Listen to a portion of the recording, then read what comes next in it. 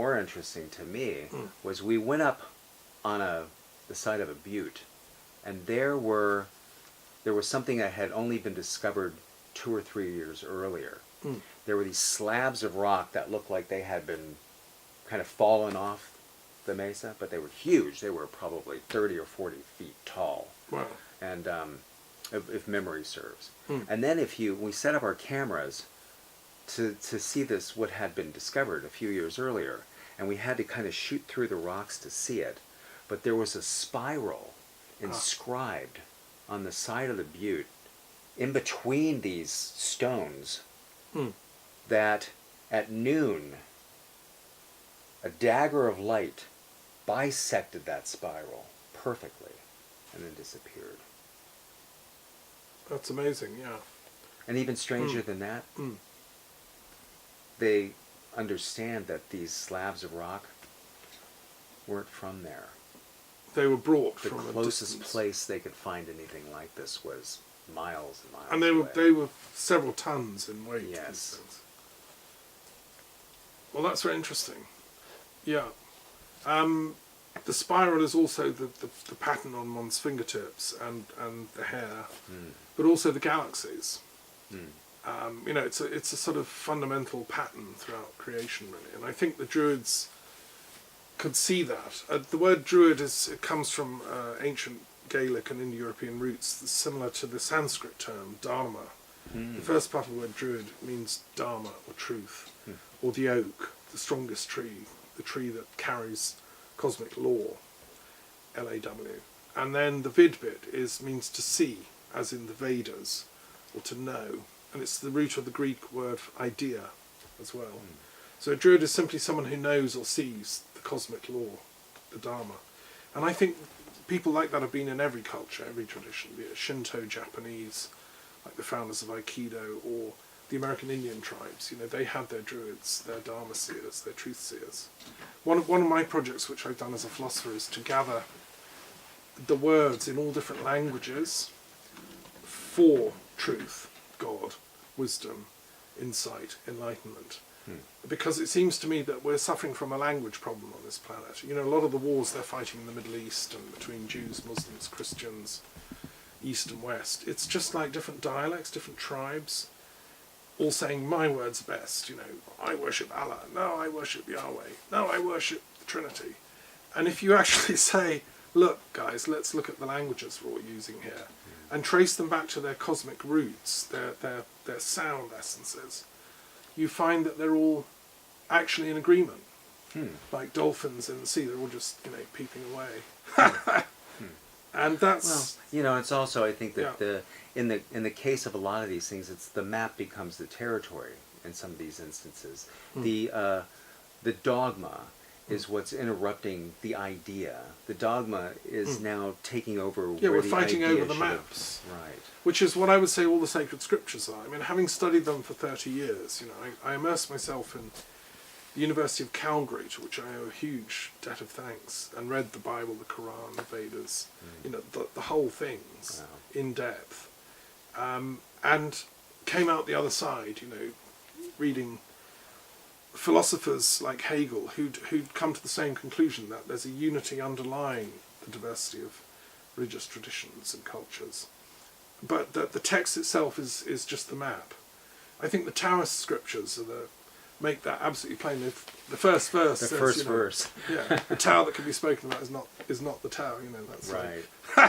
every sacred scripture should have that at the front, the first verse. Otherwise, the followers end up fighting over the texts, Right. the maps. You know. Well, I mean, we see it today with the whole idea of the Bible taken as a literal document.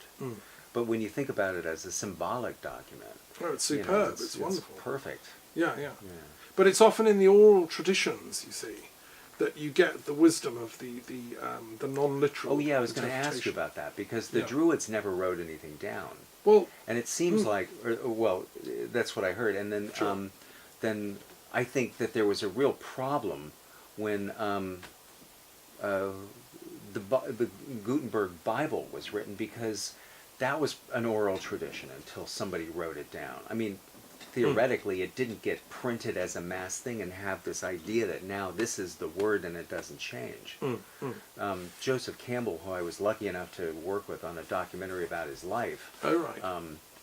you know, he talked about how the Native Americans, their mythology changed all the time.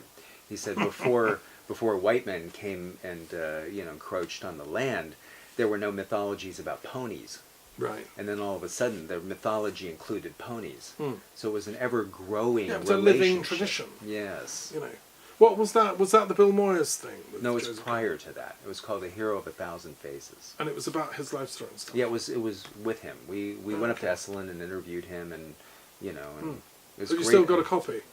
Yeah, it's on Netflix. Okay, no, Yeah. I'd love to see that. What you're saying about the oral tradition is very important, because through my studies of comparative religion and philosophy, what I discovered is that within all the lineages, there's always an oral tradition that accompanies and predates the texts.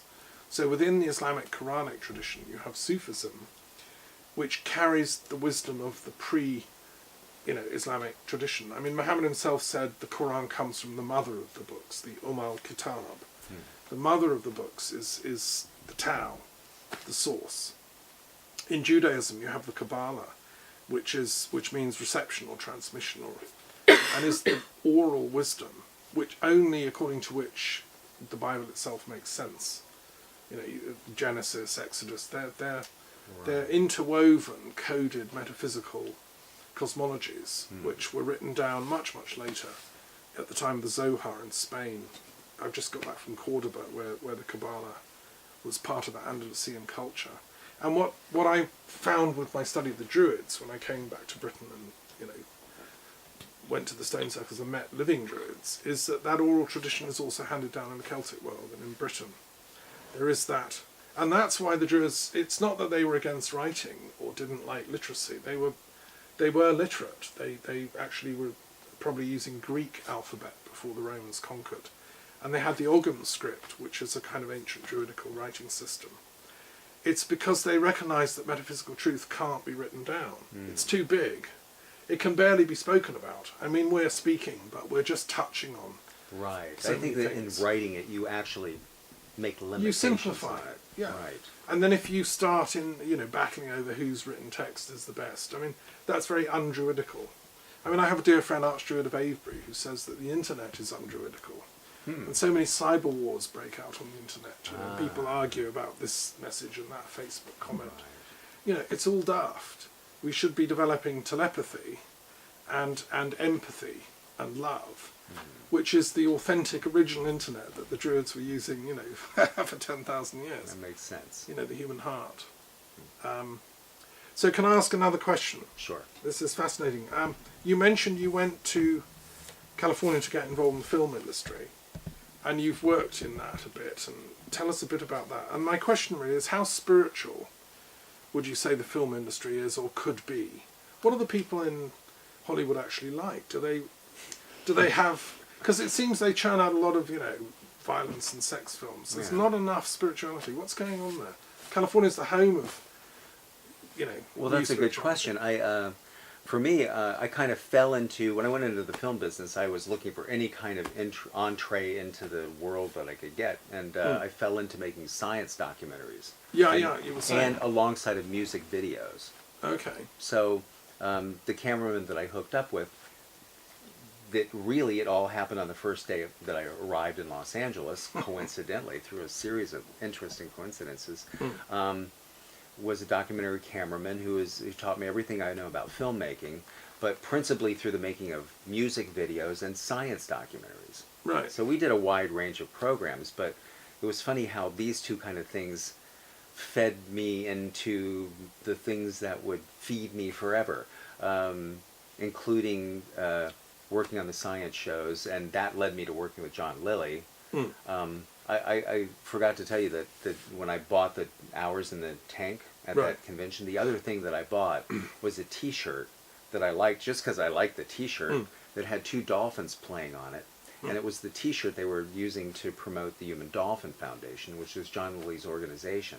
Right. So that day, without knowing either one of those things had any relationship to anyone named John Lilly, I bought things that were related to this. Right. Later, when I was working on a Nova documentary about interspecies communication, I learned that we were going to be interviewing John Lilly, so I wore my Human Dolphin Foundation t-shirt that day.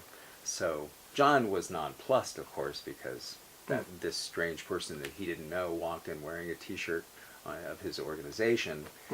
You know, he knew there was something there. And this was in Northern California. And I said to he and his wife, I said, you know, I don't really know anything about dolphins, and but I feel compelled to volunteer, but I live in Southern California. And Tony said, well, we live in Malibu here, call us. So that was the beginning of a long and wonderful relationship. Right.